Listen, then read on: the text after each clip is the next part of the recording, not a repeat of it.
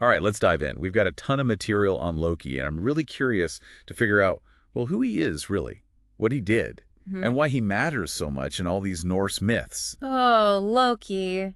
He's always a good one. I'm definitely no expert here, so I'm glad you're with me. Yeah. From what I've seen, he's quite the character, a trickster god, shapeshifter, kind of a troublemaker. He is all that, yeah. And more. Where do we even start with a god like that? Well, his origins are interesting. Not your typical god, that's for sure. Right. His dad was a giant, Farbauti, and his mom a goddess, Laufey.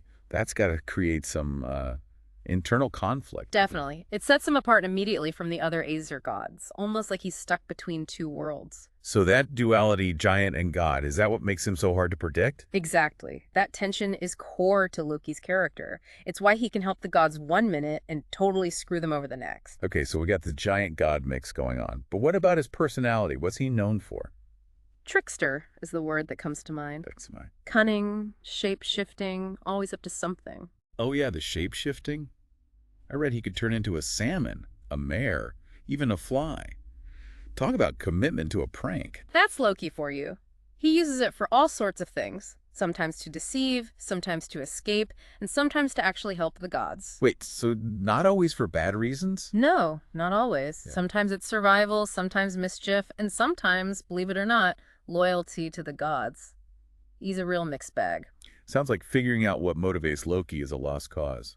Do we have any examples of his tricks, like when he helped or didn't help the gods? Oh, tons. There's the story of the Wall of Asgard, for instance. The gods made a deal with a builder, but the payment, let's just say, they promised a bit too much. Oh, I remember this. They promised the sun, the moon, and the goddess Freyja. That's a pretty hefty price for some construction work. It was. And Loki, ever the schemer, decided to step in. He turned himself into a female horse, by the way, and distracted the builder's stallion. Caused all sorts of delays, and the builder couldn't finish the wall on time. Smart move. But wait, how did that lead to Sleipnir, Odin's eight-legged horse? Well, that stallion, Svazilfari, was quite taken with Loki in his mare form, and let's just say their encounter resulted in Sleipnir. Wow. So from this crazy trick, something new, something pretty valuable. Odin's eight-legged steed. It's almost like creation through chaos. You've got it. It's a recurring theme in Norse mythology, especially with Loki. His actions, even the mischievous ones, have unexpected outcomes. Sometimes good, sometimes not. So there's a hint of something bigger going on, even in his trickery, like a cosmic dance of creation and destruction. Exactly. That cyclical view of the cosmos is key in Norse mythology. It's not a simple good versus evil thing. It's about the interplay of these opposing forces, and Loki's often right in the middle of it. This is making me think about these myths in a whole new way. But you said Loki doesn't always play the helpful trickster, right? What about when he causes more harm than good? Well, to understand that darker side, we need to talk about his family. And I don't mean his parents, I mean his children. Oh, right. His kids. Hel, the ruler of the underworld, Fenrir, the monstrous wolf, and Jormungandr, the world serpent. Not exactly a picture-perfect family? No, not quite. These three, born from his union with the giantess Angrboda, they really represent the darker side of Loki. They're harbingers of chaos, foreshadowing his role in Ragnarok, the twilight of the gods. Wow, okay. We went from helpful trickster to the god with monster kids involved in the end of the world. Things are escalating quickly. They are. But to understand the significance of his children, their link to Ragnarok, we need to dig into how the Norse understood fate and prophecy. All right, let's do it. But before we jump to the end of the world, there's something about Loki's name that I found interesting. Some scholars say it's connected to flame, others to webs or tangles. Fascinating, right? Even his name is a bit of a mystery, reflecting his complicated nature. While flame fits the whole destruction thing, the web or tangle idea seems more likely. And what does that tell us? Well, think about it. A web traps things. A tangle confuses. Loki's all about weaving intricate schemes, trapping people in his plot, spreading chaos. So even his name points to him being a disruptor, a chaos bringer, a god who's hard to pin down. Exactly. To really get Loki, you have to embrace that complexity, the constant mix of light and dark, creation and destruction. I'm starting to see the bigger picture. Giant god mix, trickster, father of monsters, a name that screams chaos. Where do we go from here? Well, I think it's time we tackle the big prophecy that looms over all these stories. Ragnarok. Lead the way. So we were just talking about Loki's name and how it connects to webs and tangles, really points to his role as a disruptor, a chaos weaver. And speaking of chaos, there's no bigger example in Norse mythology than Ragnarok. Ragnarok, right. The twilight of the gods, the end of the world as we know it. Sounds pretty grim. Yeah. But you mentioned earlier that Norse mythology has this cyclical view of the cosmos. So is there more to Ragnarok than just, everything ending? Oh, absolutely. It's cataclysmic, a fiery end to the world, sure, but it's also seen as a necessary step in this cycle of creation and destruction. Like a forest fire, devastating in the moment, but then it clears the way for new growth. So it's not just an ending, but a beginning, too. That's a pretty interesting concept. But where does Loki fit into all of this? We talked about his monster kids, but what about his role in Ragnarok itself? Loki's role is central. He's not just watching this all happen, he's an active participant, a catalyst for the destruction that makes way for a new world. And it's all laid out in prophecy, right? Right. Do the sources you gave me tell us how this prophecy goes down? They do. The Völuspá, one of the most important poems in Norse mythology, gives a really vivid description. It describes Loki breaking free from his bonds, remember we talked about that nasty punishment, and then joining the forces of chaos. Oh yeah, that punishment was rough. Bound with the entrails of his son, venom dripping on him, causing earthquakes. Not exactly a good time. But it makes me wonder, what does it say about him that he chooses to side with destruction in this final battle? Is it revenge? Or is something more complicated going on? That's a question that has puzzled scholars for ages. Is it revenge against the gods he tricked and fought with? Or is he just playing his part as this force of chaos, an agent of change, even if it comes with a huge price? Maybe it's both. So even in his most destructive acts, his motives are still a mystery. He's not just some straightforward villain, plotting the downfall of the gods. There's a depth to him, this complexity that makes it hard to call him purely good or evil. You got it. And that's what makes Loki so compelling. He messes with our desire to put things in neat categories, good or bad, order or chaos. He embodies the messiness of existence itself, the constant push and pull of opposing forces that shape the world. All right, so Loki breaks free, joins the forces of chaos. What happens next? What does his role in Ragnarok look like? The Völuspá describes him leading this ship full of giants and monsters, sailing towards Asgard, the realm of the gods, to start this ultimate war. Just picture it. A stormy sea, dark clouds blocking out the sun, a ship crewed by the most terrifying creatures you can imagine, and Loki at the helm, steering them towards their destiny. Wow, that's an intense image. Sounds like something straight out of a heavy metal album cover. Yeah. But you said before that Ragnarok isn't just destruction, it's also about renewal. How does that part come into play? Even in the middle of all that chaos and destruction, there's this glimmer of hope.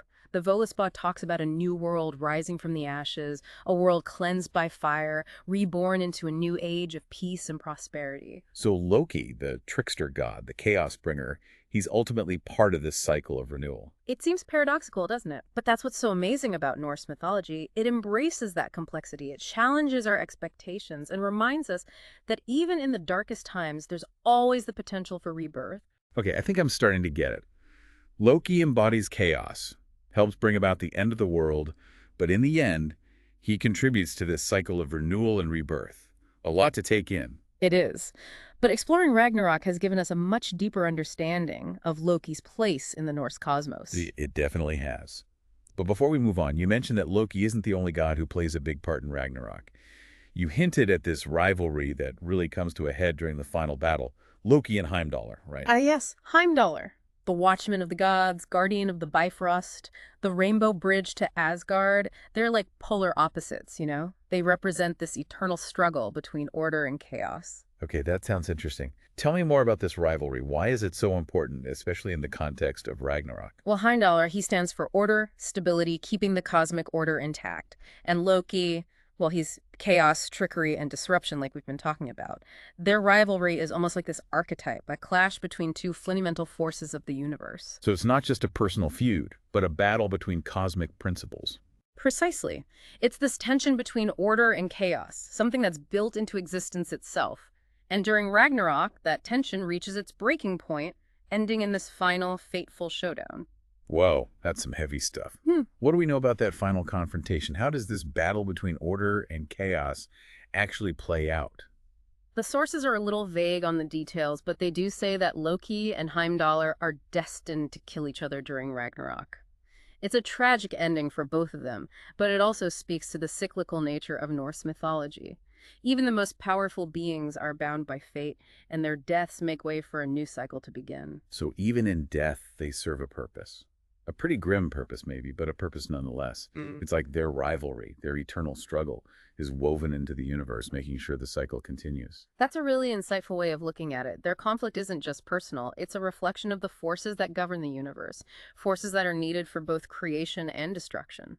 I'm starting to see Loki in a whole new light. He's not just a mischievous trickster or an evil mastermind. He's complex, embodying the chaotic forces that are both destructive and essential for renewal. He's a reminder that the universe is unpredictable, where order and chaos are constantly at play. Exactly. And that's what makes Norse mythology so fascinating. It doesn't shy away from the dark stuff. It acknowledges the role of chaos and destruction, not as purely evil, but as necessary parts of a larger cycle. This deep dive has been eye-opening for sure. But before we wrap up our Loki exploration, there's one more thing I'm curious about. We've talked about his origins, his tricks, his kids, his role in Ragnarok, his rivalry with Heimdallr. But what about his relationship with the other gods? Was he always an outsider? Or were there times when they accepted him as one of their own? Great question, and it highlights another layer of Loki's complexity. His relationship with the other gods was, to put it lightly, complicated. There were times they saw him as valuable, a clever problem solver, but there were also times when his tricks backfired, causing resentment and distrust. So even among the gods, he was kind of a wild card. You could say that. He was always pushing the limits, testing their patience, and sometimes he went too far with disastrous consequences. Any examples of those times when things were particularly bad between him and the other gods? Oh, definitely. The story of Baldur's death, the beloved son of Odin and Frigg. That's a big one. I remember reading about that. Loki was involved in Baldur's death. He was, and it's considered one of his most unforgivable acts. The thing that shifted him from mischievous trickster to a real danger in the eyes of the gods. I need to hear more about this. What happened?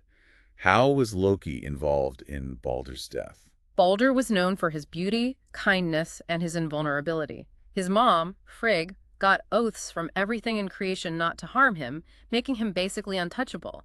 But she overlooked one thing: mistletoe. Mistletoe. Seems like a weird thing to miss, especially when you're trying to make your son invulnerable. Right. But even the best laid plans have flaws. And Loki, being Loki, took advantage of that flaw. He tricked Hodor, the blind god, into throwing a dart made of mistletoe at Baldur. And, well, the seemingly harmless plant turned out to be deadly. No way. So Loki basically set up the death of one of the most beloved gods. Why? Was it just pure evil? Yeah. Jealousy? Or something else entirely? The myths give different interpretations. Some say it was envy, he was jealous of Baldur's popularity and invulnerability. Others point to something deeper, a desire to shake things up, to challenge the gods, to introduce chaos into their perfect world. So even in this act of violence, there's a hint of that deeper purpose we talked about before, that role as a disruptor, an agent of change, even if it comes with a terrible cost. Exactly. Loki's actions, even the ones that seem purely malicious, can be seen as part of that larger cosmic dance, a play of forces that leads to destruction and renewal. This deep dive has been incredible. We've covered Loki's complex nature, his role in Ragnarok, his rivalry with Heimdallr, and now his involvement in Baldur's death. Is there anything else we need to know about this trickster god? Well, there's always more to uncover when it comes to Norse mythology, but I think we've touched on the most important parts of Loki's story. We've seen how his trickery can be helpful and destructive, how he's often driven by a desire to disrupt things, and how he plays a key role in the cyclical nature of the Norse cosmos. This has been an amazing journey through Norse mythology, and I'm definitely seeing Loki differently now. He's not just a mischievous trickster, he's a force of nature. He's a catalyst for change, embodying both the destructive and creative forces of the universe. I'm glad you've gained a new appreciation for Loki's complexity. I have. But I have to admit, I still have some questions. Like, what does Loki's story tell us about ourselves, about the world? What does it mean to accept chaos as a part of existence? Definitely something I'll be thinking about. And those are great questions, the kind that keep us coming back to mythology long after we've finished the stories. The beauty of it is that it offers us so many ways to interpret it, to reflect, to grapple with the big questions about life, death, the universe. Well said. I think we've reached the end of our Loki deep dive, but I have a feeling this is just the beginning of a much longer journey of exploration. Absolutely. There's always more to learn, more to uncover, more to think about.